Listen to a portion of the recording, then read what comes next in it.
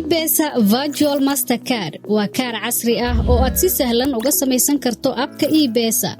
waxa uu kuu sahlayaa inaad si ammaan ah isla markaana degdeg ah ugu isticmaasho adeegyo badan oo kuu fududeynaya isticmaalka iyo ka ganacsiga suuqyada online-ka ah.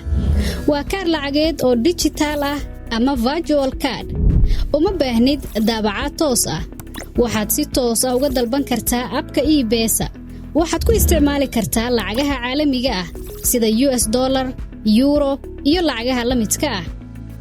waxa uu leeyahay xogaha kaar ee dhammaystiran sida CVV code, expiry date iyo card number. eBesa Virtual Card adeegyada aad ku qabsan karto waxaa ka mid ah ka dukaamaysiga suuqyada online-ka ah, bookinka hoteelada iyo iibsashada tigidhada diyaaradaha caalamiga ah, kor u qaadida barahaaga bulshada ama social media-ha sida ku bixinta lacagaha promotion-ka iyo xayeysiisyada Facebook, Instagram, TikTok iyo wixii la mid ah. iibsashada software-rada iyo apps-ka casriga ah.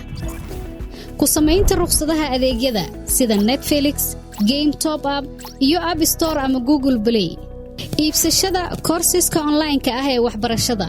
sidoo kale waxaad wax kaga iibsan kartaa mareegaha caalamiga ah sida Amazon, Alibaba, AliExpress iyo kuwa la midka ah.